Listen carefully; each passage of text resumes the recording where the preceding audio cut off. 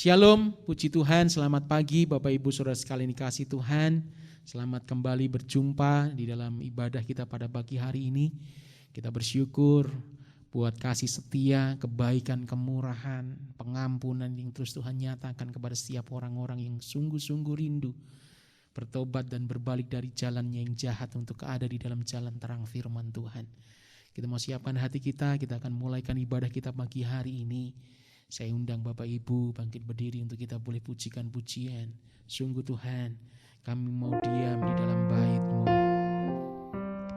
Dan sungguh Tuhan, itu yang menjadi kerinduan kami ada di dalam hadirat-Mu.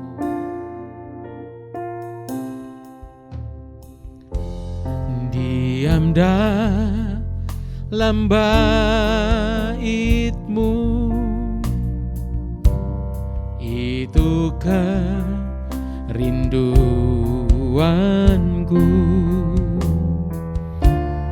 Ku ingin lebih dekat dalam dekapan-Mu. Amin. Ku renungkan firman-Mu, pegang janji-Mu. Ku ingat kasih-Mu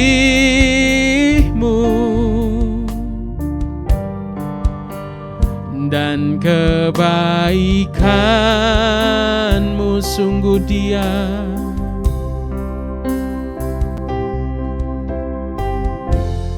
Diam dalam bait-Mu, itu kerinduanku. Ku ingin lebih dekat dalam dekapan-Mu.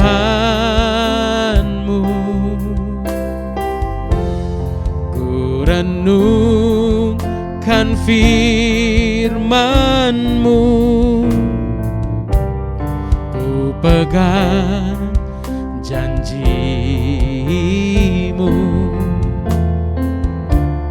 Ku ingat kasih-Mu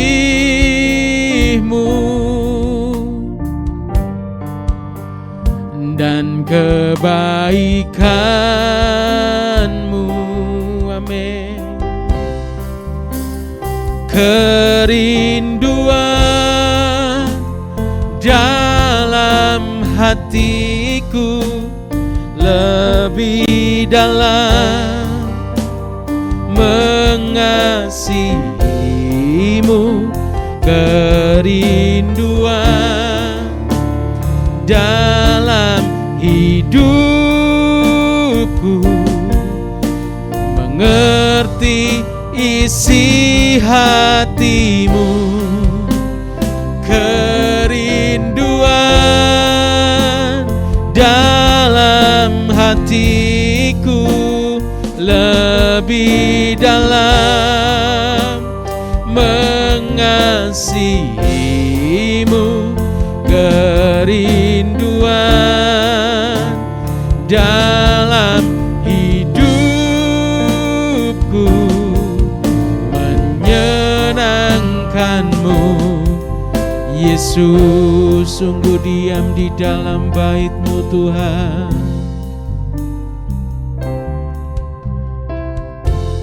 Diam dalam bait-Mu, itu kerinduanku.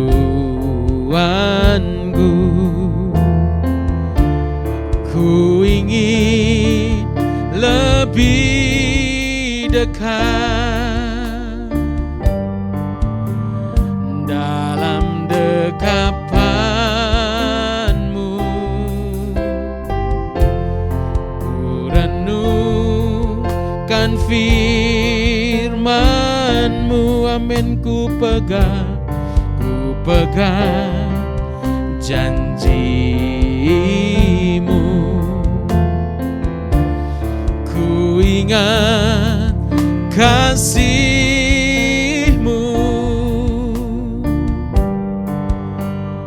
dan kebaikan-Mu.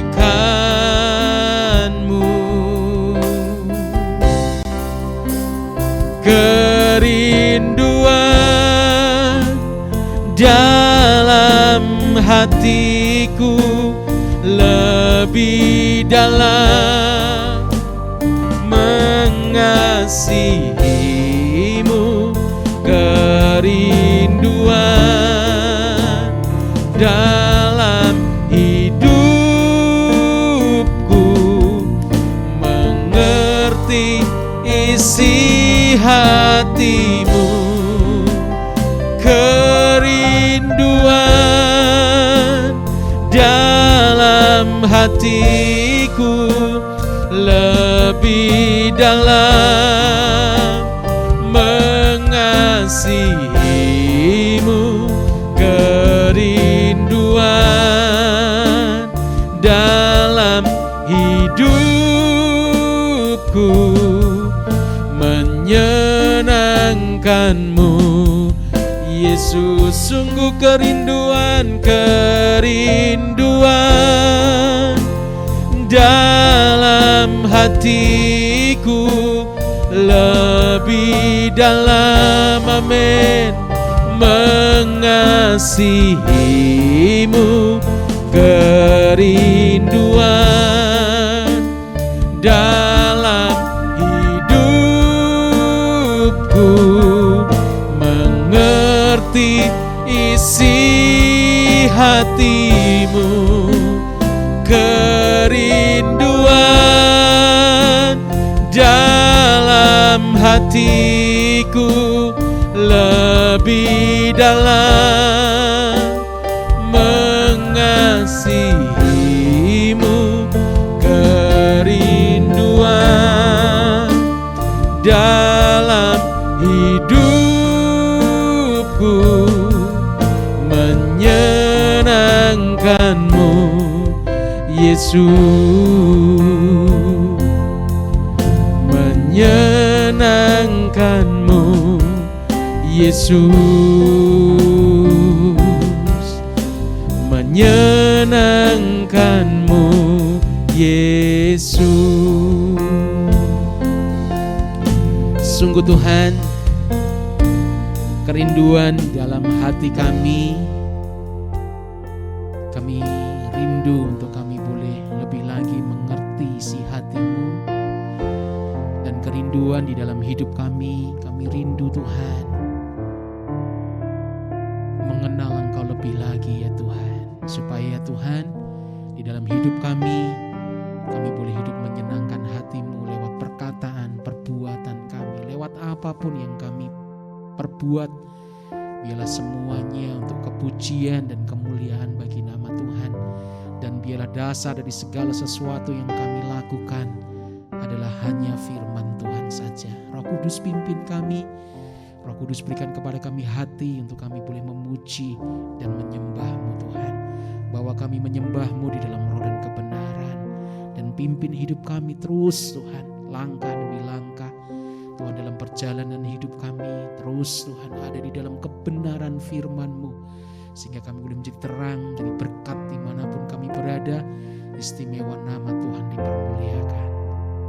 Sungguh Tuhan, Engkau kudus, tiada yang seperti-Mu.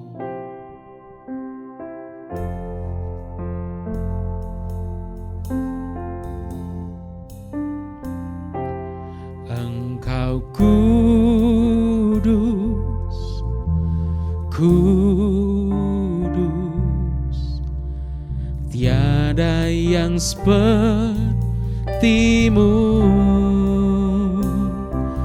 Engkau suci, suci,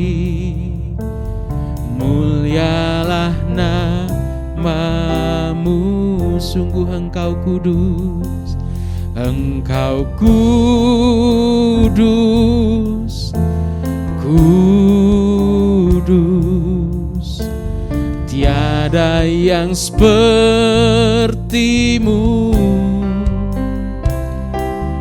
Engkau suci, suci, mulialah namamu ku naikkan. Ku naikkan pujianku, semakin mengasihimu.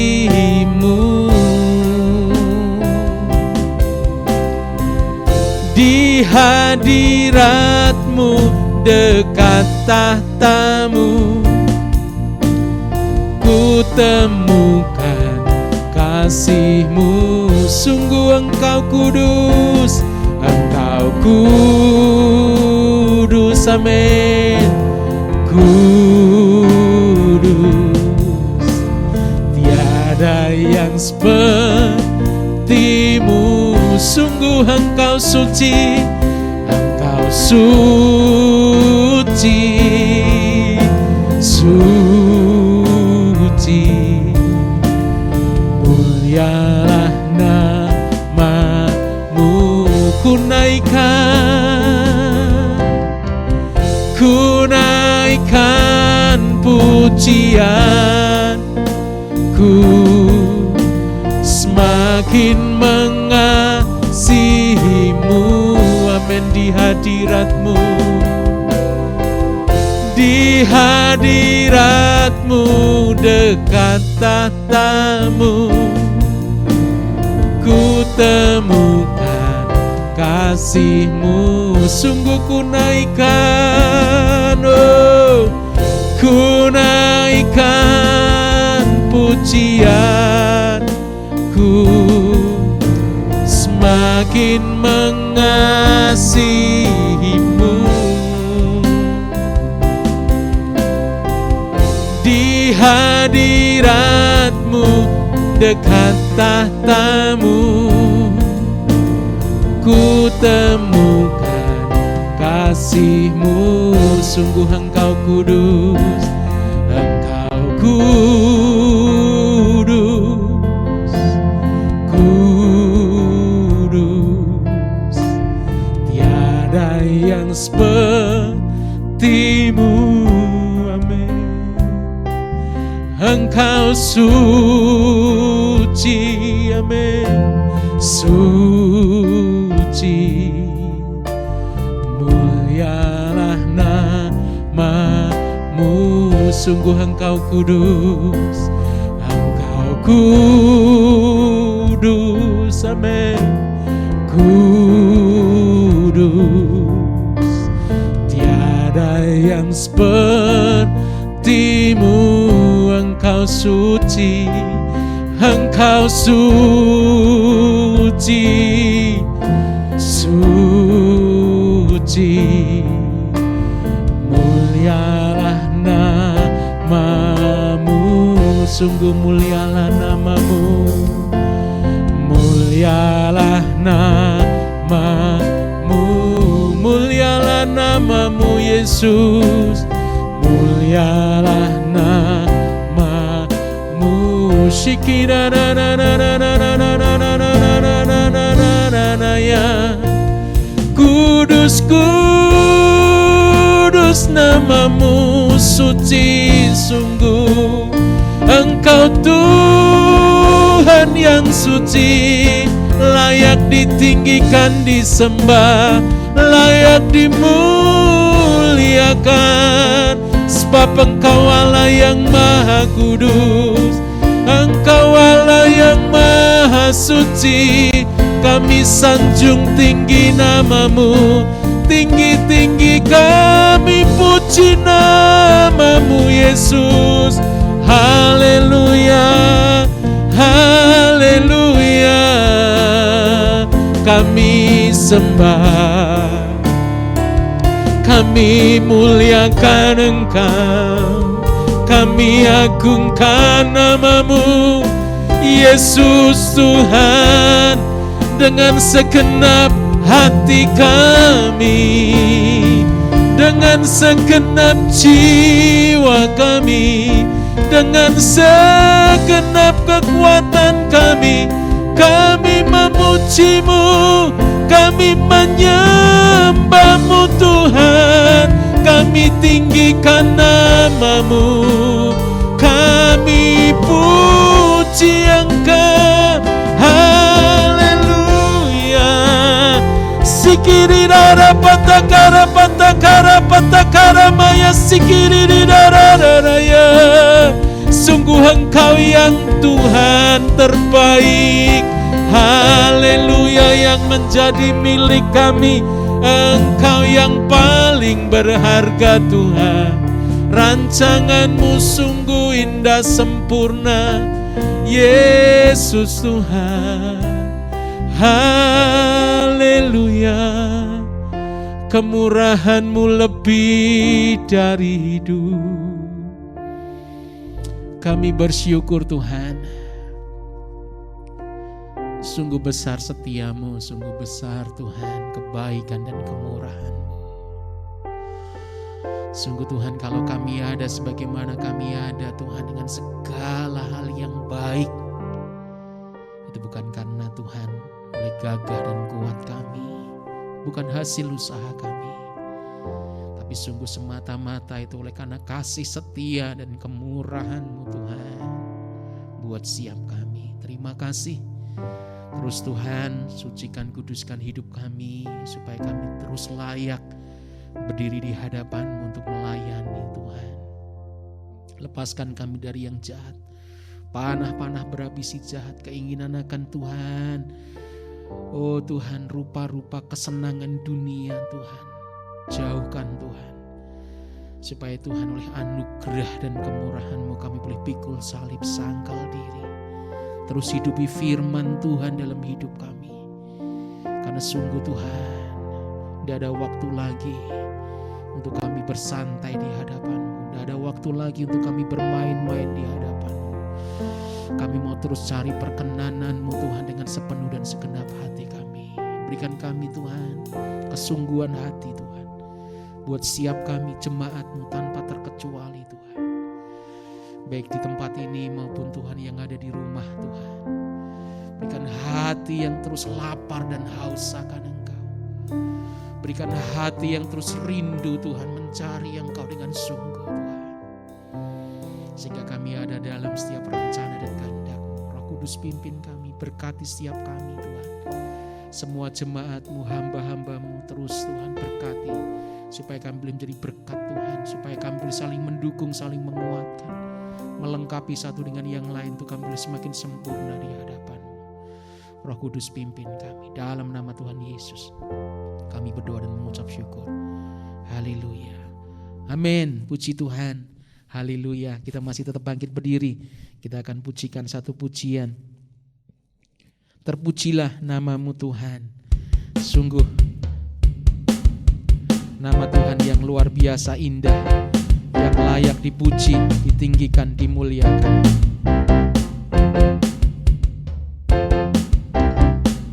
Haleluya. Terpujilah nama-Mu Tuhan. Amin. Kuat dan penuh kemuliaan, kuat dan penuh kemuliaan. Satu suara kami nyatakan, kebesaran-Mu tetap selamanya. Amin. Terpujilah, yes. Terpujilah nama-Mu Tuhan. Ajaib dan penuh keagungan, ajaib dan penuh keagungan. Amin, amin. Satu hati kami nyatakan,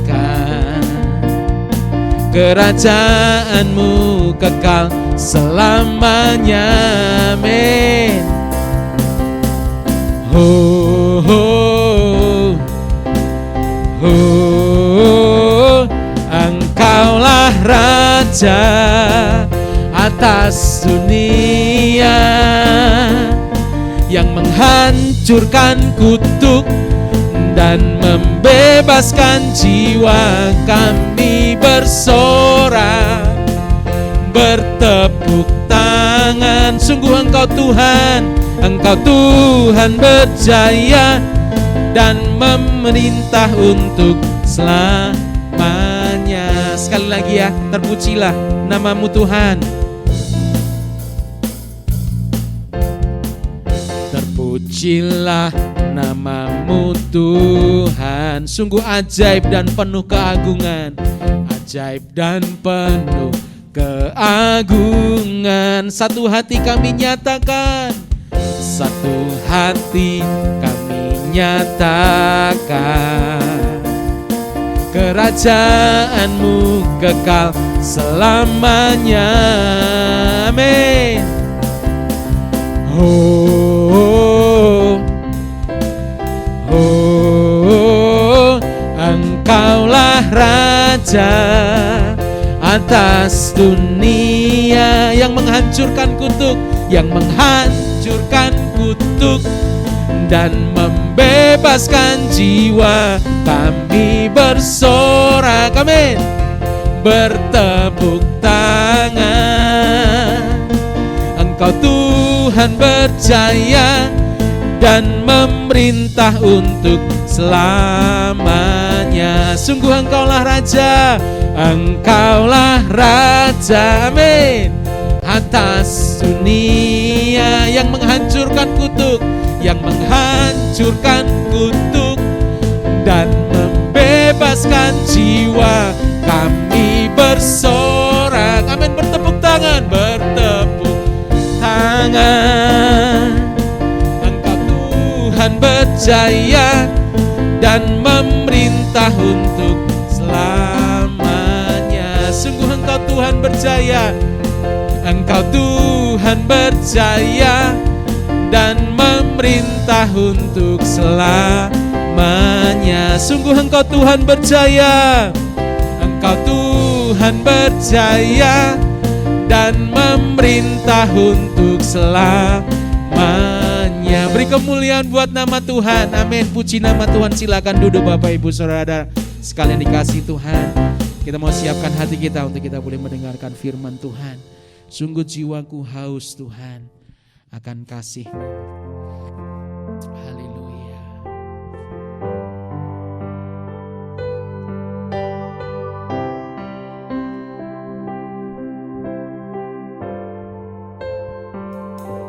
Jiwaku haus, haus akan kasih-Mu. Jiwaku rindu, rindu akan cinta-Mu.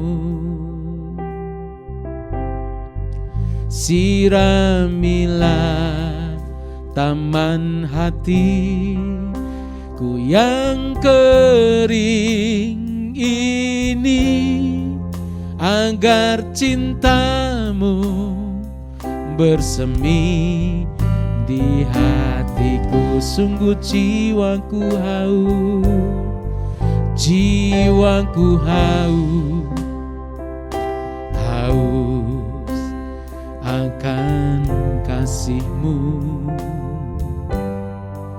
Jiwaku rindu,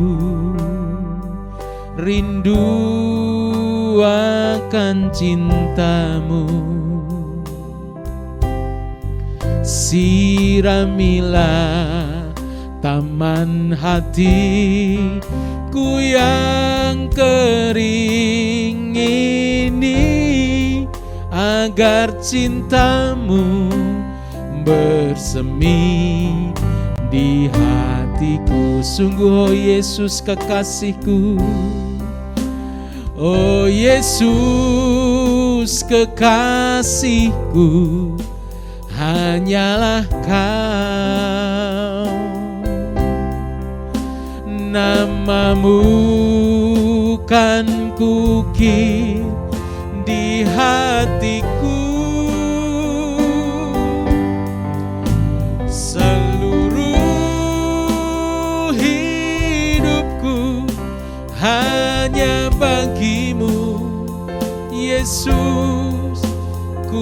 setia, setia selamanya. Oh Yesus kekasihku, hanyalah Kau,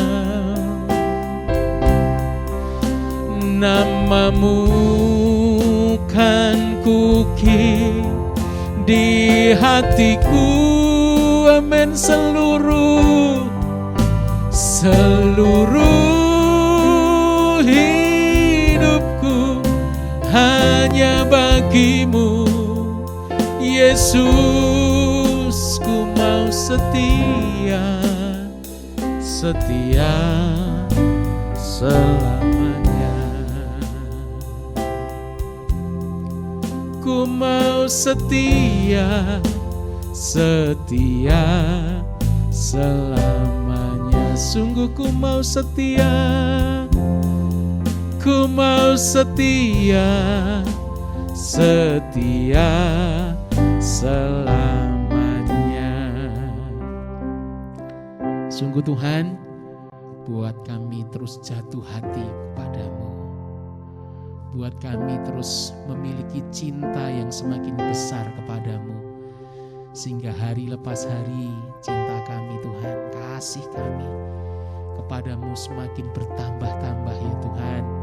Supaya terus kami cari hadirat-Mu, kami cari perkenanan-Mu, kami taati firman Tuhan, dan kami salibkan setiap keinginan daging kami Tuhan. Kami boleh semakin hidup rendah hati, hidup setia Tuhan. Bahkan kami boleh memiliki hati yang tulus Tuhan di dalam kami beribadah dan melayani, dan sehingga sungguh semuanya boleh menyenangkan hati-Mu. Berkati semua jemaat-Mu tanpa terkecuali di dalam hidup rumah tangga mereka, di dalam Tuhan setiap nafkah pekerjaan mereka, di dalam studi jemaat-Mu, di dalam segala hal yang dikerjakan jemaat-Mu Tuhan. Kesehatan mereka terus ada dalam perlindungan-Mu Tuhan. Semuanya ada dalam pimpinan dan Tuhan perlindungan dan pertolongan-Mu. Terima kasih, yang sakit Tuhan sembuhkan, yang lemah Tuhan kuatkan, yang susah Tuhan hiburkan. Kami berdoa buat gereja-Mu Tuhan, terus Tuhan biarlah gereja-Mu terus hidup dalam kekudusan-Mu Tuhan, hidup di dalam kebenaran-Mu Tuhan. Gereja-Mu terus Tuhan boleh memancarkan sinar kemuliaan-Mu, menjadi terang, menjadi garam, menjadi berkat yang luar biasa buat bangsa kami tercinta Indonesia, buat kota Malang, juga buat kota-kota di bangsa-bangsa. Biarlah hamba-hamba-Mu terus hidup di dalam kebenaran-Mu, tidak ada satupun yang terikat dengan dosa ataupun tabiat lama, sehingga benar-benar Tuhan dengan penuh sukacita Tuhan yang semakin besar hari lepas hari Tuhan nyatakan di dalam melayani Tuhan.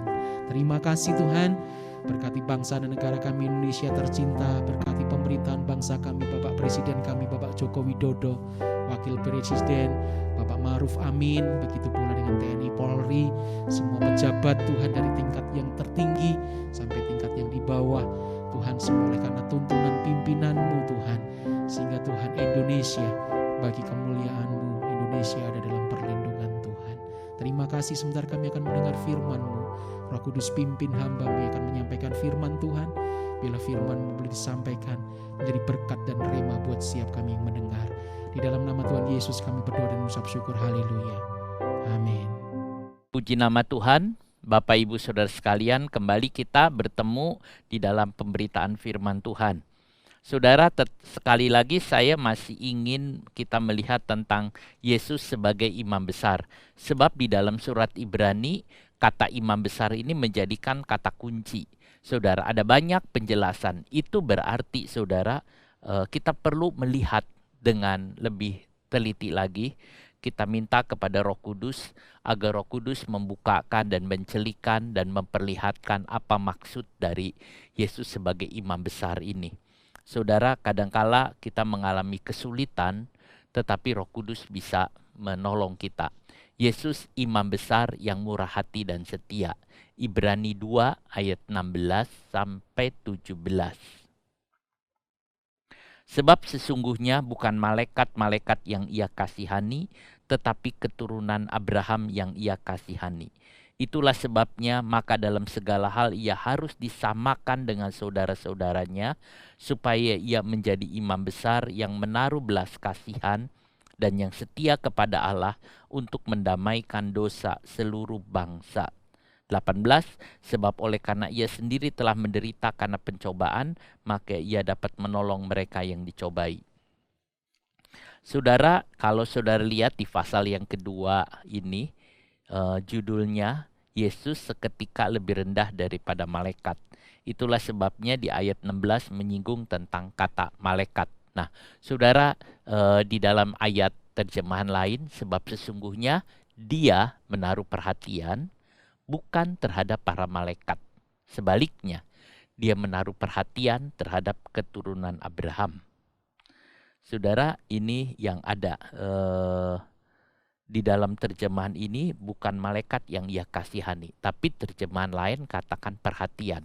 Di dalam teks Yunani juga seperti ini. Sesungguhnya dia menaruh perhatian, saudara, tidak kepada malaikat tetapi kepada kita. Betapa indahnya, saudara, bahwa kita manusia, Tuhan memberikan perhatian. Tetapi ayat ini memberikan batasan kepada keturunan Abraham. Itu yang ada. Saudara, malaikat ini makhluk sorga, saudara. Ada begitu banyak malaikat di sorga. Kita lihat kerubim, mengenal kerubim yang menjaga Taman Eden, saudara. Lalu kita lihat serafim yang dilihat oleh Yesaya, Nabi Yesaya, dan juga dilihat oleh Yeskiel. Itu malaikat, jenis-jenis malaikat. Kita mengenal nama-nama para pemimpin malaikat seperti Gabriel, Mikael, saudara, itu yang ada. Mereka adalah malaikat-malaikat yang melayani Tuhan. Mereka memberitakan kabar-kabar, saudara, seperti Gabriel, itu memberitakan kabar kepada Maria, kepada Yusuf. Kita lihat malaikat Mikael juga, saudara, yang memimpin peperangan kita. Nah, itu para malaikat-malaikat. Saudara, mereka semua taat kepada Tuhan. Tetapi perhatian Tuhan tidak kepada malaikat. Kalau kita baca ini tidak kepada malaikat, tetapi kepada manusia yang disebut keturunan Abraham. Betapa indahnya, saudara, mendapat perhatian dari Tuhan. Kalau saudara mendapat perhatian dari presiden, berarti betapa indahnya. Saudara mendapat perhatian. Itu yang kita bisa lihat. Siapakah manusia sehingga Tuhan mengingatnya? Ibrani pasal yang kedua ayatnya yang ke-7. Namun engkau telah membuatnya untuk, di ayat 6. Ada orang yang pernah memberi kesaksian di dalam suatu nas, katanya, apakah manusia sehingga engkau mengingatnya? Atau anak manusia sehingga engkau mengindahkannya? Apakah manusia dan apakah anak manusia? Saudara lihat siapa manusia? Kedudukan manusia lebih rendah dari malaikat. Kalau kita lihat, namun engkau telah membuatnya untuk waktu yang singkat sedikit lebih rendah daripada malaikat-malaikat. Saudara, Allah mengasihi manusia. Itulah sebabnya Tuhan menaruh perhatian bukan terhadap malaikat, tapi terhadap keturunan Abraham. Mengapa? Sebab mereka orang percaya. Saudara, kepada orang-orang yang percaya kepadanya, Allah menaruh perhatian. Menaruh perhatian itu artinya memperhatikan dengan seksama, saudara. Nah, Allah senang melihat orang percaya. Kita lihat di ayat ini, sebab sesungguhnya teks Yunaninya itu adalah gar. Gar itu artinya, saudara, sebab boleh diterjemahkan, tetapi boleh juga kita diam sejenak memperhatikan ayat ini. Nah, itu kata gar. Yesus datang ke dunia untuk menyelamatkan manusia. Jadi waktu kita lihat sebab sesungguhnya bukan malaikat yang kasihani, tetapi yang memberikan perhatian kepada keturunan Abraham, kita dengar, kita memikirkan, saudara. Itu artinya kita memikirkan bahwa Yesus itu datang untuk manusia yang hina seperti saya, seperti saudara, bukan untuk malaikat. Tuhan Yesus datang ke dunia ini untuk manusia. Manusia yang berdosa, manusia yang hina. Allah tidak menjelma menjadi malaikat, saudara. Tidak. Allah menjelma menjadi manusia. Kalau pilih-pilih orang mungkin lebih baik jadi malaikat. Tidak. Karena Allah cinta manusia. Allah menjelma menjadi manusia yang punya darah dan daging. Saudara. Tentu banyak resiko kalau menjadi manusia. Karena ada penderitaan, ada kesedihan, ada banyak hal yang dialami oleh manusia. Tetapi Allah bersedia untuk ngalamin apa yang manusia alami, saudara. Jadi kalau seandainya Allah itu menjadi malaikat, maka tidak akan mengalami penderitaan yang dialami oleh manusia. Yesus tentu tidak akan dihina, dicaci maki, ditampar, diludahi, bahkan dibunuh di kayu salib. Sebab dia malaikat. Tetapi Allah memilih menjadi manusia. Walaupun tahu konsekuensinya bahwa dia akan dikhianati, akan diejek. Karena anak manusia ini perlu atau harus mengalami apa yang dialami oleh manusia supaya bisa menolong manusia. Saudara, tanpa itu tidak mungkin bisa menolong. Ada seorang anak kecil, dia pergi ke toko yang jual binatang, saudara. Dia lihat ada anjing, dia berkata, "Pak, saya mau beli anjing." Lalu dia beli, saudara. Dia kesodorkan uangnya. Saya mau lihat anak-anak anjing itu. Karena mungkin dilihat uangnya juga harganya kok tinggi ya, dia bilang. Lalu dia berkata, "Coba anak-anak anjing itu lewat." Waktu anak-anak anjing itu lewat, saudara, lalu bagus-bagus yang terakhir adalah anak anjing yang pincang kakinya. Lalu si anak itu mengatakan, "Saya beli yang pincang itu." Si bapaknya mengatakan bahwa yang pincang itu gak akan bisa sembuh. Sebab dia sudah pincang, gak akan bisa sembuh. Tapi si anak itu berkata, "Gak apa-apa, gak apa-apa." Lalu kemudian dia bapak itu mengatakan, "Kamu nanti nyesal." "Oh enggak." Lalu dia angkat itu celana panjangnya, dia kasih lihat. "Kakiku juga tidak ada pincang." Oh, si tukang jual itu mengatakan, "Oh, kalau begitu aku kasih saja gratis, gak usah beli.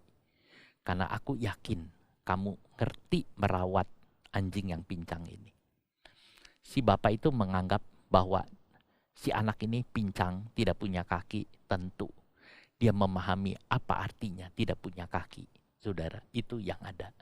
Allah menjelma menjadi manusia. Sehingga Allah bisa mengerti keadaan manusia.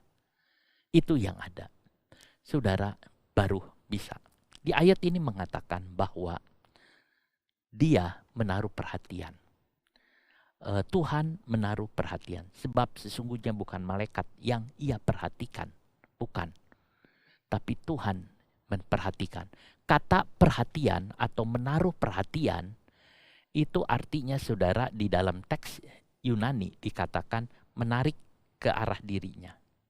Jadi memberi perhatian itu artinya menarik ke arah dirinya. Kalau saya menaruh perhatian kepada seseorang, itu berarti saya sedang menarik orang itu kepada diri saya.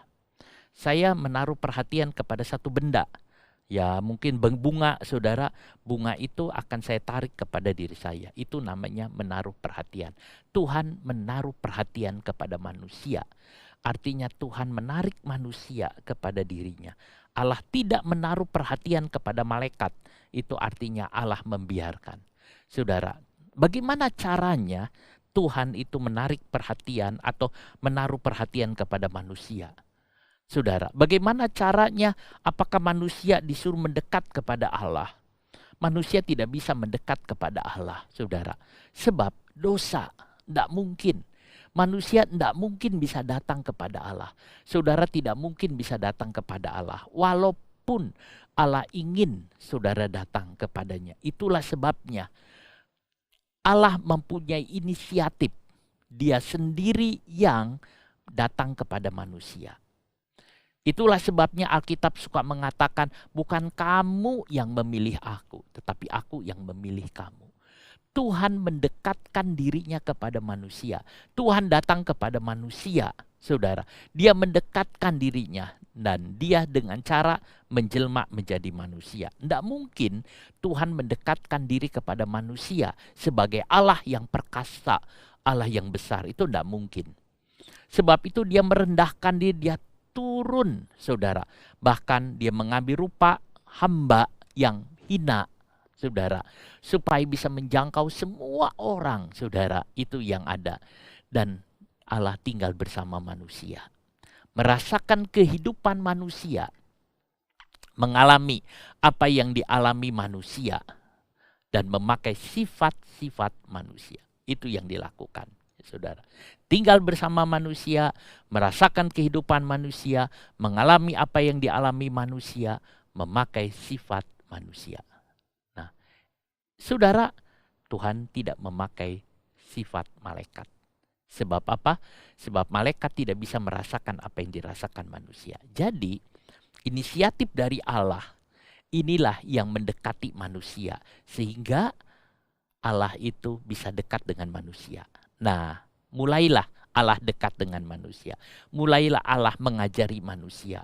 Mulailah Allah, yaitu Yesus Kristus, dia mau menebus saudara. Kasihnya besar. Itu artinya. Itu juga yang disebut inkarnasi, saudara.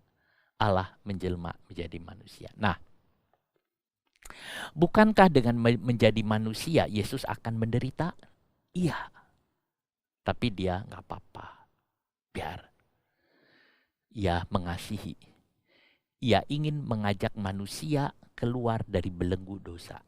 Dia ingin mengajak, ayo manusia keluar dari belenggu dosa. Saudara, bukankah Yesus selalu berkata, marilah ikut aku. Setiap ketemu orang, marilah ikut aku. Marilah ikut aku, marilah mendekat kepadaku. Kalau Yesus menjelma menjadi malaikat, saudara, kita tidak bisa mengikuti jejaknya, nggak mungkin. Saudara nggak mungkin bisa mengikuti jejak malaikat. Sebentar terbang, sebentar ada di mana, tidak mungkin. Seandainya ada malaikat sekalipun, saudara, yang memberikan ajaran contoh, saudara nggak bisa mengikuti malaikat. Malaikat tidak bisa menjadi teladan buat kita.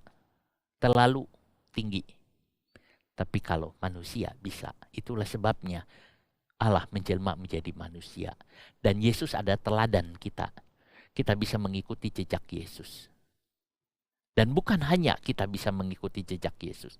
Yesus juga menolong dan membantu kita untuk bisa jalan mengikuti jejaknya. Menaruh perhatian terhadap siapa? Keturunan Abraham. Bukan semua orang, tapi keturunan Abraham. Lalu siapakah keturunan Abraham?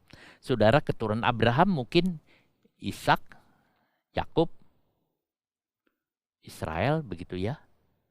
Tetapi di Galatia 3:29, keturunan Abraham adalah setiap orang yang percaya kepada Yesus. Galatia 3:29. Dan jikalau kamu adalah milik Kristus, maka kamu juga adalah keturunan Abraham dan berhak menerima janji Allah.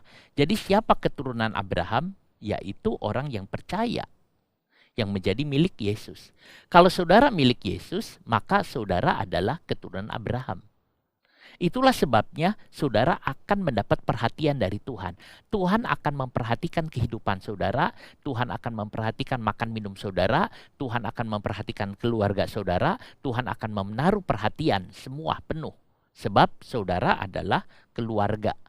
Kalau kita lihat. Jadi kepada orang yang di dalam Kristus itulah yang mendapat perhatian Allah. Di luar Kristus, enggak.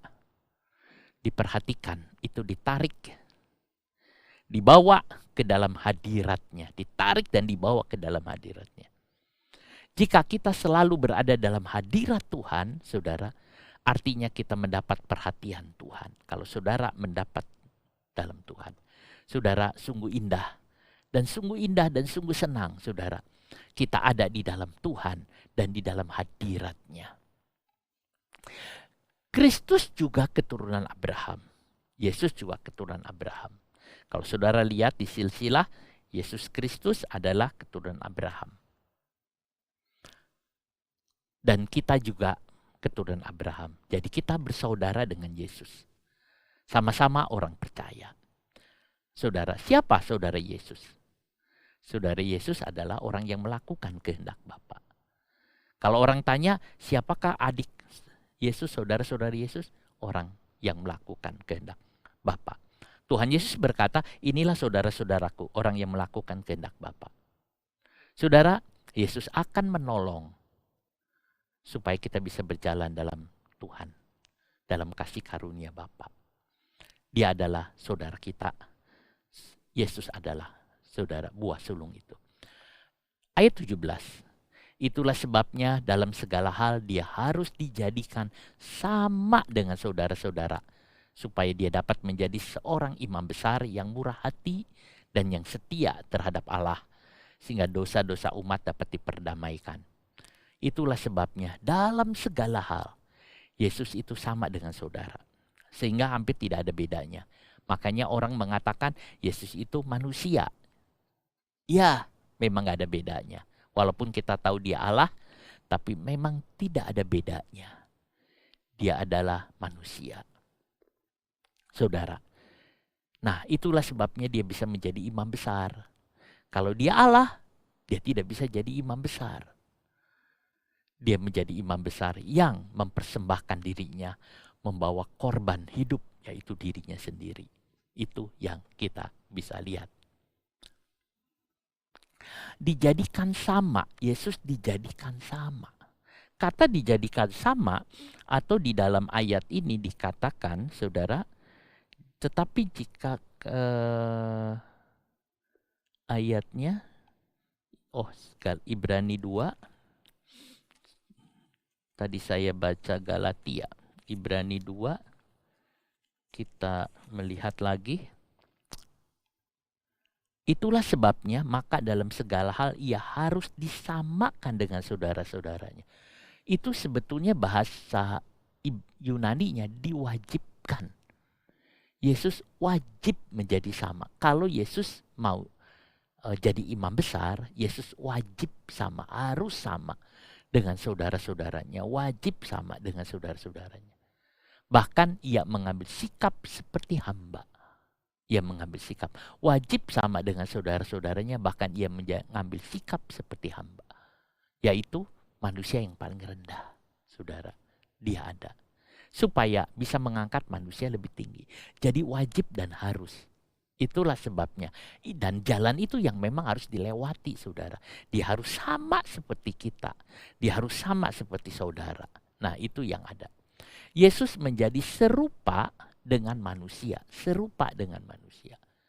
Dulu Allah menciptakan manusia serupa dengan gambarnya, supaya manusia bisa memancar kemuliaan Allah.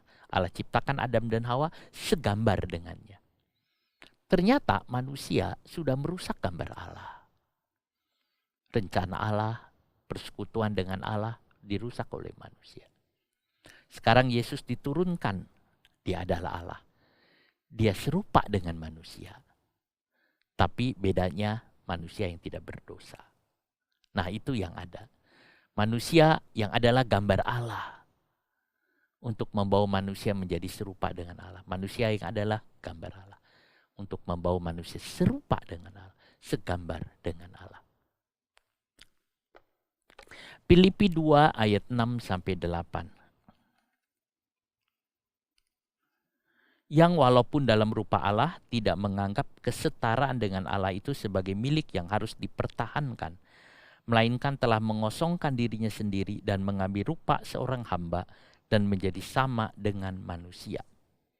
Kita lihat di sini Tuhan Yesus mengosongkan keilahiannya, dia mengosongkan diri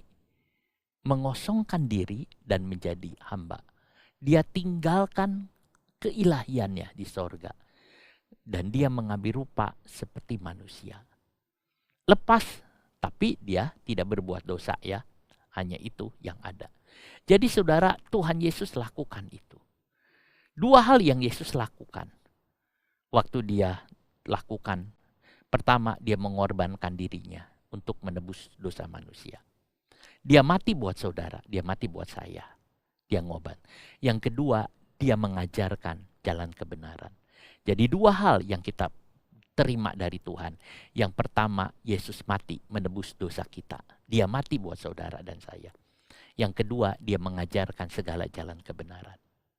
Saudara, Yesus menjadi manusia supaya ia bisa menjadi imam besar bagi manusia. Yesus menjadi manusia supaya ia bisa menjadi imam besar bagi manusia. Saudara, imam besar yang murah hati dan setia. Yesus adalah imam besar yang murah hati. Imam-imam besar orang Yahudi macam-macam ragamnya. Tapi imam besar Yesus Kristus kita, seorang yang murah hati. Dalam imamat bangsa Israel perlu imam besar, saudara.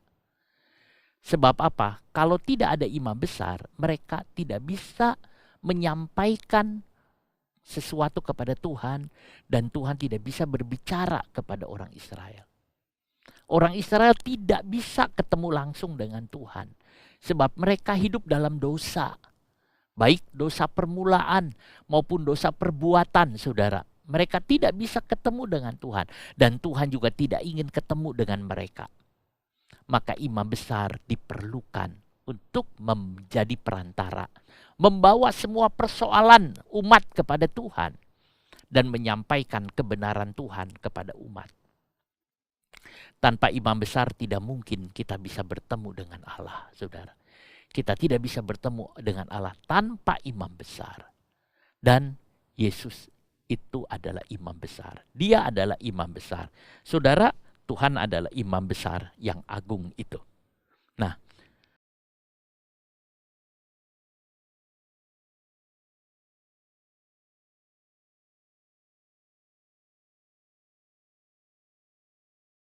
kita juga nggak bisa ketemu dengan Allah tanpa imam besar Yesus Kristus. Tanpa Tuhan kita tidak bisa. Ada orang ingin ketemu dengan Tuhan, temu Allah, tanpa Yesus nggak mungkin. Dia harus ada imam besar, saudara. Agama yang manapun ingin ketemu dengan penciptanya. Tapi tanpa ada perantara tidak mungkin. Perantaranya mungkin mereka pakai nabi. Tapi nabi belum menebus dosa manusia. Hanya Tuhan Yesus yang bisa. Sebab itu saudara, tidak ada jalan lain. Tidak ada keselamatan di luar Yesus Kristus. Yesus imam besar untuk menolong kebutuhan manusia. Manusia banyak kebutuhan, saudara. Manusia banyak keperluan. Anak-anak juga punya keperluan. Orang tua juga banyak keperluan. Semua banyak keperluan. Apakah kebutuhan manusia? Apakah keperluan saudara? Apakah keperluan saya? Macam-macam, saudara. Orang yang sakit dia butuh disembuhkan. Orang yang susah butuh dihiburkan. Orang yang lemah butuh dikuatkan. Orang yang lapar butuh makanan. Saudara, orang yang miskin butuh pertolongan. Banyak yang butuh, yang ngalamin bencana, yang ngalamin kesukaran, yang ngalamin kematian, yang mengalami kesedihan. Mereka butuh, semua butuh. Bahkan kebutuhan ini bisa menjadi hal yang primer. Walaupun masih ada yang lebih daripada itu, saudara. Kebutuhan. Itulah sebabnya saya katakan kebutuhan ini sebagai sesuatu yang sekunder. Lalu apa kebutuhan manusia yang utama itu sebenarnya apa? Saudara, kebutuhan manusia yang utama adalah diperdamaikan dengan Allah. Apa kebutuhan manusia yang utama? Damai dengan Allah, damai dengan Pencipta. Itulah sebabnya kita butuh imam besar. Yang kedua, hidup menang atas dosa. Kebutuhan manusia adalah diperdamaikan dengan Allah. Dan yang kedua, hidup tanpa dosa. Bagaimana mungkin hidup tanpa dosa kalau tidak ada Tuhan yang menolong kita? Kalau tidak ada imam besar, itu dikerjakan oleh imam besar agung kita, Yesus Kristus. Apa kebutuhan saudara? Mungkin saudara katakan aku butuh ini, aku butuh ini, aku butuh ini. Saudara katakan aku butuh uang, aku butuh sekolah, aku butuh pekerjaan, aku butuh, ya itu butuh kebutuhan saudara banyak. Tapi yang utama dan yang paling utama, kebutuhan adalah damai dengan Allah. Lalu hidup berkemenangan, itu penting. Jika manusia sudah diperdamaikan dengan Allah, maka manusia mengalami hati yang senang, hati yang bahagia. Semua kebutuhan yang lain Tuhan siapkan. Kalau manusia hidup berkemenangan atas dosa, maka manusia menjadi seorang yang kuat dalam Tuhan, kuat di dalam Tuhan, saudara. Itu yang ada, Tuhan ingin itu. Nah, kita loncat, saudara, di Ibrani 4 ayat 16. Ibrani 4 ayat 16. Kita minggu lalu ayat 15 ya, 14 15. 16, sebab itu kita dapat menghampiri tahta anugerah dengan keyakinan supaya kita dapat menerima rahmat dan dapat menemukan anugerah bagi pertolongan yang tepat waktu. Ini masih bagian dari imam besar, cuman di ayat 16. Nah, kita akan lihat ayat 16 ini. Sebab itu, ini hasil dari pekerjaan Yesus sebagai imam besar, saudara. Nah, waktu kita menerima Yesus sebagai imam besar, saudara, setelah diperdamaikan dengan Allah, kita dapat menghampiri tahta anugerah Allah dengan yakin, dengan sungguh, dengan mantap. Saudara bisa datang kepada Tuhan dengan tidak rasa takut, dengan yakin. Nah, kata dengan yakin itu bahasa Yunaninya paresia.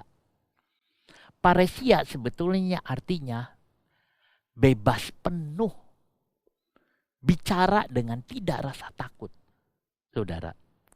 Saudara bicara dengan tidak rasa takut. Paresia ini artinya bebas bilang dengan tidak takut. Saudara pernah nggak saudara takut kalau ngomong? Kadang-kadang kalau di kelas mahasiswa tanya, saya bilang, siapa yang mau bertanya? Diem saja. Apa mereka takut sama suasana, sama kelas? Takut dibilang apa? Takut dibilang bodoh kah? Atau takut ditegur, saudara? Takut. Ya, kita kadang-kadang takut untuk ngomong, saudara. Takut untuk bicara. Takut untuk bicara, anak takut bicara sama orang tua. Kalau mau ngomong sama orang tuanya nggak berani, bebas. Murid takut ngomong sama gurunya. Kadang-kadang kita sebagai warga negara takut ngomong sama pimpinan, sama atasan. Saudara takut ngomong. Ya, ada ketakutan seperti itu. Saudara, itu tidak. Betapa enaknya kalau kita hidup di satu negara yang menjamin kebebasan berbicara dengan tidak rasa takut. Orang suka menyebutnya demokrasi. Saudara, kita orang-orang yang disebut minoritas kadangkala mengalami takut untuk ngomong. Takut kadang-kadang ngomong dari sudah mau dihantam saja untuk jangan bicara. Akhirnya banyakkan kita tidak bicara. Saya ngelihat orang-orang yang hidup di negara-negara Eropa, Amerika, mereka berani bicara karena diajar untuk berani mengungkapkan pendapatnya. Saya kadang-kadang ngelihat mereka mereka enak bisa bicara. Sampai ada orang mengatakan enak tinggal di negara yang seperti itu, demokrasi, seperti bisa berkata-kata. Sekolah, universitas, sebetulnya tempat mahasiswa bisa berbicara kata-kata atau mungkin di tempat manapun. Sebenarnya kita sebagai warga negara, kita berhak juga berbicara. Itu hak kita, tetapi kadangkala kita tidak berani bicara karena ada banyak hal, faktor. Saudaraku, di beberapa negara-negara yang garis keras, yang radikal begitu, saudara, seringkali nggak bisa ngomong sembarangan. Kita kenal misalnya Korea Utara, saudara. Lalu ada negara-negara yang lain, mungkin yang berat, Afghanistan, saudara. Di beberapa negara tidak boleh mengutarakan pendapat. Pendapat dia harus sama dengan pendapat negara. Kalau tidak, wah bahaya. Bahaya, saudara. Tidak ada kebebasan untuk bicara. Takut dengan penguasa. Mau ngomong takut, saudara. Takut. Semua takut. Kepada penguasa takut. Saudara, Allah adalah penguasa di atas segala penguasa. Ya sama. Manusia juga takut untuk bicara dengan Tuhan. Takut kena karma, takut kena kutukan, saudara. Enggak bisa bebas bicara. Tetapi pada waktu kita percaya Yesus, dan Yesus menjadi imam besar agung itu, saudara. Kita boleh bicara, bahkan sampai masuk ke tata Allah. Kita bisa menghampiri. Saudara, kita mau ketemu misalnya sama masuk ke kantor pemerintah, kadang-kadang takut. Saudara, tetapi Tuhan bilang masuk bukan hanya di kantor pemerintah yang rendah, tingkat rendah, tapi sampai ke tata Allah, sampai ke istananya Tuhan. Kita bisa masuk ke sana dengan tidak takut dan kita bisa ngomong. Seperti seorang anak ngomong kepada orang tuanya adalah seperti warga bicara kepada presidennya dengan bebas. Luar biasa, itu semua karena Tuhan. Saudara bisa ngomong dengan tidak takut. Kita berani bicara sebab darah Yesus. Alangkah salahnya kalau anak takut bicara kepada orang tua. Murid takut bicara kepada gurunya. Warga negara takut kepada pemimpinnya. Apakah ada di antara saudara anak sehingga ketakutan? Itu seperti tidak ada hak. Kita punya hak sebagai warga negara berani bicara. Kita punya hak sebagai anak berani bicara. Kita punya hak sebagai murid berani bicara. Itu hak saudara. Dan kita juga sekarang punya hak karena darah Yesus. Untuk bicara di hadapan Tuhan. Bicara dengan tegas. Saudara, ini hanya orang Kristen yang mendapat keberanian untuk datang ke hadirat Tuhan. Hanya orang Kristen. Tidak ada rasa takut lagi. Sebab hatinya sudah dibersihkan oleh darah Yesus. Menghadap Tuhan itu enggak gampang, saudara. Tidak mudah. Banyak orang mau menghadap hadirat Tuhan harus menyucikan dirinya dulu. Menguduskan dirinya dengan bermacam-macam cara. Tetapi kita datang dengan tidak takut, saudara. Mungkin kita ketemu dengan Tuhan salah ngomong, saudara. Tuhan memaklumi. Tidak salah ngomong langsung dipukul sama Tuhan. Tidak, saudara. Kita mungkin datang ke Tuhan dengan salah. Banyak kesalahan. Tuhan tidak bunuh kita. Tidak. Orang-orang yang dulu takut dibunuh sehingga mau ngomong pun takut, saudara. Tapi Tuhan mengampuni kita. Sebab apa? Sebab imam besarnya Yesus Kristus. Yang murah hati. Yang sudah mati, saudara. Dan Bapa berkenan. Sebab itu seandainya kita salah ngomong. Bapa memaklumi. Dan mau mengampuni. Saudara. Orang takut kalau ketemu Tuhan. Sebab dirinya berdosa. Tapi kita ketemu Tuhan. Dan Tuhan mengampuni kita. Datang langsung ke tahta kasih karunia Allah. Bagi orang berdosa, saudara, tahta Allah itu tempat penghakiman. Mengerikan. Tapi bagi orang percaya, tahta itu adalah tahta anugerah. Tahta kasih karunia. Mengapa disebut tahta kasih karunia? Karena itu adalah dihubungkan dengan imam besar kita. Tahta putih yang besar bukan menjadi tahta penghukuman bagi umat Tuhan, tetapi menjadi tahta kasih karunia yang besar, saudara. Di mana kita bisa ada membawa beban kita, membawa persoalan kita, membawa hidup kita datang kepada Tuhan dan menyerahkannya. Tahta yang besar, tata kekudusan Allah. Saudara, imam besar kita duduk di tahta itu. Dia ada di sana. Dia yang pegang otoritas, dia yang pegang kuasa. Karena imam besar kita berkata setelah kebangkitannya, aku diberi kuasa. Saudara, kalau kita lihat di Matius, pasalnya yang ke-28. Kepadaku telah diberikan segala kuasa di sorga dan di bumi. Siapa ini? Imam besar kita. Diberi kuasa. Ini adalah tata kasih karunia. Itu adalah imam besar kita, saudara.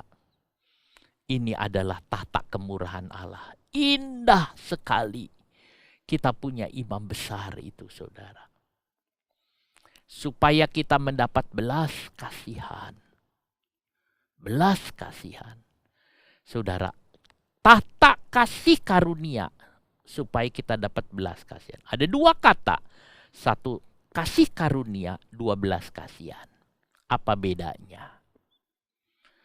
Kasih karunia itu, saudara, itu diberikan, itu adalah anugerah buat kita yang gak layak terima. Kasih karunia atau anugerah itu untuk kita orang-orang berdosa. Tuhan memberikan kasih karunia-Nya yang besar. Tapi belas kasihan itu untuk orang yang menderita, saudara. Untuk orang yang menderita. Saudara dapat dua hal. Dapat kasih karunia Allah, yaitu lepas dari dosa. Diampuni dosa. Dan yang kedua, saudara dapat belas kasihan. Segala kesusahan saudara, segala penderitaan saudara, Tuhan yang menolongnya, membebaskannya. Sehingga saudara tidak ngalamin penderitaan lagi. Karena penderitaan saudara sudah ditanggung oleh Yesus. Saudara, kemudian dikatakan lagi,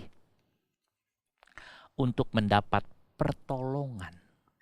Saudara dapat pertolongan. Kata pertolongan itu dalam bahasa Yunani boeteia, Ibraninya eser. Saudara, penulis Ibrani memakai kata boeteia untuk penolong. Itu apa? Boeteia itu dari kata bo dengan teia. Itu artinya saudara cepat menolong, segera menolong. Boeteia. Boeteia artinya ketika mendengar seseorang minta tolong, maka ia segera memberi bantuan. Jadi kalau ada orang, saudara dengar ada orang itu butuh bantuan, cepat sekali tolong. Tanpa banyak pikir dia cepat tolong. Ini butuh, dia cepat tolong. Dia butuh, cepat tolong. Itulah boeteia. Dan Tuhan begitu. Waktu dia lihat saudara susah, waktu dia saudara menderita, waktu saudara ada persoalan, dia cepat menolong. Karena Tuhan tidak pernah lama, Tuhan tidak pernah berlambat-lambat untuk menolong. Tuhan akan bergerak cepat menolongnya. Saudara, itu yang ada.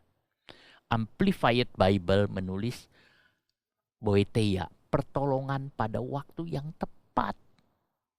Pada saat membutuhkan, saudara.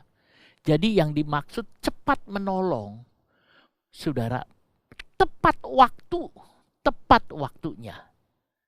Pernah nggak saudara mengalami hal ini? Saudara lagi ada masalah besar. Tiba-tiba tepat waktunya, datang. Mungkin saudara lagi ngalami, aduh ini gimana ya. Tiba-tiba, pertolongan datang. Saudara bingung, ya. Saudara, ada orang cerita, kadang-kadang saya bilang puji Tuhan, dia ada persoalan. Sore ini persoalan itu berat sekali. Tiba-tiba, ada pertolongan. Tepat waktunya, saudara. Tepat waktunya. Sampai dia bilang, iya, itu adalah boeteia. Coba saudara pikir dan renungkan. Pernah saudara mengalami hal ini? Itu boeteia. Kalau saudara mengatakan, iya ya aku lagi masalah, kekurangan, tiba-tiba kok yang gak aku pikir, dia datang menolong. Itu boeteia dari Tuhan. Pertolongan dari Tuhan. Boeteia, misalnya Mazmur 121 ayat 1-2, Daud bilang, siapa? Dari manakah datang pertolonganku? pertolonganku dari Tuhan. Boeteianya adalah Tuhan. Mazmur 7 ayat 3, perisaiku, boeteiaku adalah Allah. Di Mazmur 70 ayat 1 Daud bilang, aku ingin Tuhan tolong segera. Saudara, saya baca Mazmur 70 ayat 1. Di Mazmur 70 ayat 1 ini dikatakan,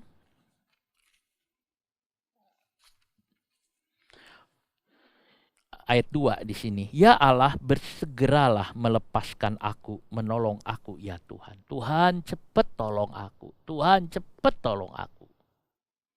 Seringkali kita juga mengatakan, Tuhan cepat tolong aku. Aku mau tenggelam Tuhan. Aku mau mati Tuhan. Cepat tolong aku. Seperti Petrus mengatakan, Tuhan tolong aku mau mati. Kita rasa Tuhan tampak lambat. Enggak saudara, Tuhan tidak lambat. Dia boeteia. Dia cepat menolong. Tuhan akan bekerja cepat dan dia tolong. Bagaimana kalau masih belum? Ya, Tuhan sedang membangun karakter saudara. Percayalah kepada Allah. Pertolongan yang tepat pada waktunya. Boeteia dari Eukarion. Saudara, Eukarion itu waktu yang paling baik, paling menguntungkan, waktu yang paling tepat. Di antara semua pertolongan Tuhan, Tuhan cari kapan yang paling tepat, kapan waktu yang paling baik. Lazarus sudah berapa hari sakit, Tuhan bilang belum waktunya. Udah mati belum waktunya. Setelah 4 hari ini waktunya. Tuhan tolong kita saat yang paling baik. Itulah sebabnya kita percaya kepada Tuhan. Tidak ada pencobaan yang terlalu besar, saudara. Tidak ada pencobaan yang terlalu kuat. Tetapi bahwa Yesus Kristus dapat memberi kita belas kasihan dan kasih karunia-Nya kita butuhkan. Ketika kita membutuhkannya, dan dia memberikan tepat ketika kita membutuhkannya. Ketika saudara membutuhkannya, Tuhan tepat dia memberi. Dia tepat dia memberi. Itu yang ada. Terkadang sepertinya Tuhan tunggu sampai beberapa menit terakhir. Aduh, saudara-saudara dakdikduk berdebar-debar. Tapi saudara, tiba-tiba ada pertolongan yang Tuhan buat. Banyak para misionaris, banyak orang-orang Kristen menceritakan persoalannya. Di mana Tuhan tepat waktunya dia menolong. Saudara, nah itu yang ada. Kalau lambat itu sudut pandangan manusia. Tuhan tidak pernah terlambat. Tuhan tidak pernah terlambat. Waktu kalau saudara mengalami kesusahan, kesedihan, gelisah, berdoalah. Angkatlah hati saudara dengan tidak takut-takut. Hampirilah tata kasih karunia Tuhan. Pujilah dia dan sembahlah dia, imam besar itu. Maka saudara akan menerima belas kasihan Tuhan. Kita membutuhkan belas kasihan Tuhan. Mengapa kita tidak mau duduk di kaki Tuhan dan berdoa kepada Tuhan? Mengapa kita tidak mau angkat hati kita ke tata Allah? Saudara, berdoalah. Kalau saudara mengalami kesulitan hidup, berdoalah. Datanglah selalu di dalam doa. Datanglah. Saudara, pertolongan itu dekat. Di dalam doa saudara. Pertolongan itu dekat kepada saudara. Sebab Tuhan Yesus adalah imam besar kita. Berdoalah kepadanya. Saudara, pertolongan itu sejauh doa saudara. Doalah. Maka dia akan datang saudara.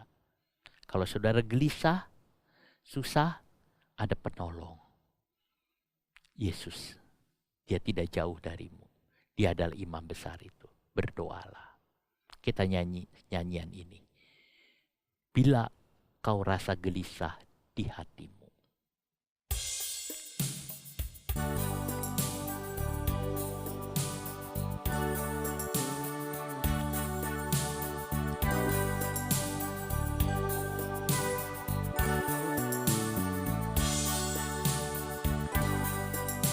Bila kau rasa gelisah di hatimu, bila kelam kabut tak menentu dirimu, ingat masih ada seorang penolong bagimu.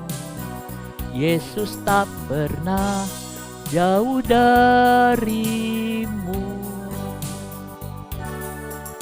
Bila cobaan menggodai hatimu, bila sengsara menimpa keadaanmu, ingat Yesus takkan pernah jauh darimu. Dia selalu pedulikan kamu. Berseru memanggil namanya, berdoa, Dia akan segera menghampiri dirimu. Percaya, Dia tak jauh darimu. Dia hanya sejauh doa.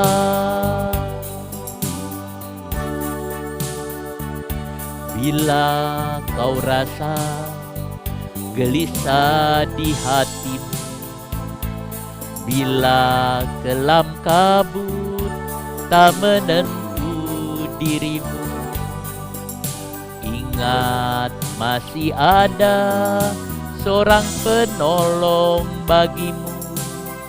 Yesus tak pernah jauh darimu. Bila cobaan menggodai hatimu, bila sengsara menimpa keadaanmu, ingat Yesus takkan pernah jauh darimu. Dia selalu pedulikan kamu. Berseru memanggil namanya, berdoa, Dia akan segera menghampiri dirimu. Percaya, Dia tak jauh darimu. Dia hanya sejauh doa. Berseru memanggil namanya, berdoa, Dia akan segera menghampiri dirimu. Percaya, Dia tak jauh darimu. Dia hanya sejauh doa.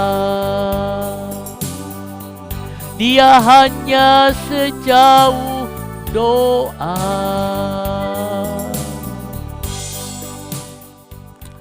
Terima kasih Bapa yang baik, terima kasih untuk firman-Mu. Tanamkan firman-Mu dalam hati kami. Tanamkan firman-Mu. Saudara, Tuhan Yesus ada dan dekat dengan saudara. Dia adalah imam besar agung itu. Terimalah Dia, saudara. Bapa, kami menyerahkan seluruh umat-Mu dalam tangan-Mu. Pegang teguh, kuatkan mereka. Teguh dan setia di dalam-Mu. Berkati anak-anak-Mu semua Tuhan. Berkati Bapa. Terima kasih. Berkati ya Roh Kudus. Berkati Tuhan. Biarkan semua menikmati keimaman besar Engkau Tuhan. Terima kasih Yesus. Tuhan, hamba-Mu berdoa untuk seluruh umat-Mu. Biarkan mereka teguh dan kuat di masa pandemi ini. Tetap setia dan berpegang teguh padamu. Terima kasih Bapa. Saudaraku, dalam nama Tuhan Yesus Kristus, terimalah berkat, kasih karunia dari Tuhan Yesus Kristus, kasih dari Allah Bapa, dan persekutuan dalam Roh Kudus menyertai saudara sekalian mulai sekarang sampai selama-lamanya. Di dalam nama Tuhan Yesus. Amin. Kita nyanyi nyanyian terakhir, menang besar di pihak kita. Menang besar di pihakku, menang besar di pihakku. Tuhan peranggantiku, ku berdiam juga. Menang besar di pihakku, menang besar di pihakku. Menang besar di pihakku. Tuhan peranggantiku, ku berdiam juga. Menang besar di pihakku, menang besar di pihakku, menang besar di pihakku. Tuhan memberkati saudara sekalian. Puji nama Tuhan. Amin.